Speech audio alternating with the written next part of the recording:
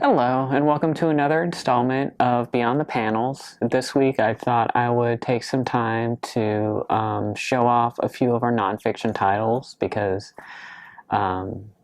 we have numerous nonfiction samplings as well as just your general comic stuff. When most people think of graphic novels and comics, they think of fiction, but we do have several different nonfiction titles from across all varieties of different subjects and biographies as well.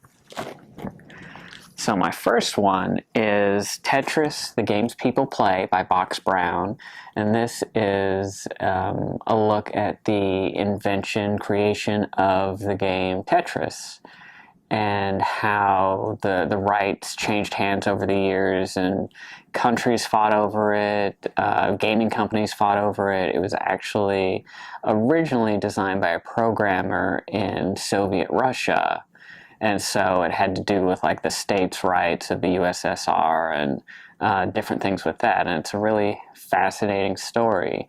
Box Brown has a number of nonfiction titles that we have available in the catalog. He's done biographies of Andy Kaufman and Andre the Giant as well that are really good reads, and the art is pretty simplistic, and it's actually just done with black, white, and yellow, which makes everything really stark and pop off the page. And another neat thing about the graphics collection is I do have books that aren't necessarily graphics. They're just text-based books, but they pertain to graphics, so that's why we have them in the graphics collection. Like this one is War, Politics, and Superheroes, Ethics and Propaganda in Comics and Film by Marc DiPaolo. And as you can see, this isn't a proper comic, but it goes through a historical retrospective of movies, TV, pop culture pertaining to comics and how they've been used as stories for ethics, propaganda, and politics.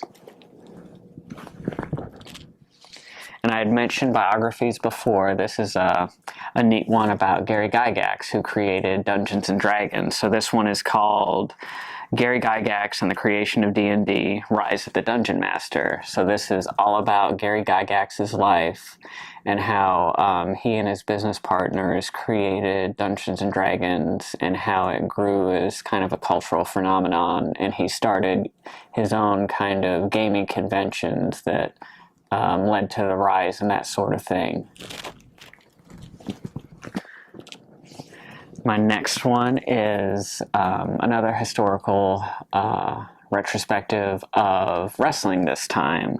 So this is the comic book story of professional wrestling by Aubrey, Sitterson, and Chris Moreno. And it is a pretty deep dive. It goes back through like carnival sideshows and how wrestling first got started, and then it talks about all the territories that were across all the states and even in Asia as well. And then it talks about how McMahon kind of put everything together and led to the WWE and WWF. And it was pretty interesting. The only problem I have with it is it kind of glazes over female wrestling, but other than that, it's a pretty in-depth look at wrestling and the performers throughout its history. My next one is another biography, but this one is not a comic, but it is about a very important person to comics. This is James Warren, Empire of Monsters, the man behind Creepy, Vampirella, and Famous Monsters. So this was a publisher that was known to begin with for magazines, because after EC and a lot of the horror books were ran out of business in the 50s with the rise of censorship in comics and the Comics Code, he skirted the legal restrictions by publishing magazines instead of comics. So he was able to get away with a lot more than comic contemporaries were.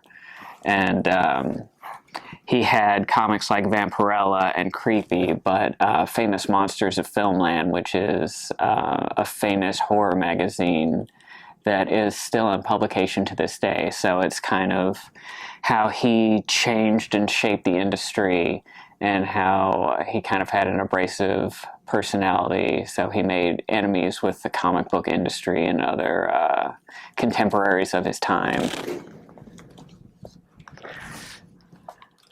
And this is unfortunately a timely one. John Lewis just passed away a few weeks ago, and this is the story of his life and the civil rights movement, his time with Dr. King. It's called March. This was actually on a lot of the high school summer reading lists the last few years. It's a trilogy of books. This is the first one, and we have several copies in the system. And it's just a great read that takes you through his life, his struggles, and how he really made a difference. So there was supposed to be a follow-up to this called Run, all about his running for Congress, but I'm not sure if that's coming out anymore. I know I had ordered it back in 2019, and it was canceled and resolicited because they were still working on it. But as far as I know, John Lewis had finished writing it, so I'm not sure if that will be released, but if it ever is, the library will definitely get several copies of it. And my last book I have today is one of my personal favorites. It is Hip Hop Family Tree by Ed Piskor. And this is the story of rap and hip hop from it starts like in the neighborhoods and like gyms and public places back in the East Coast. And it talks about like DJ Herc and Grandmaster Flash is on the cover here. And it's drawn as though it's like a 70s Marvel Treasury edition.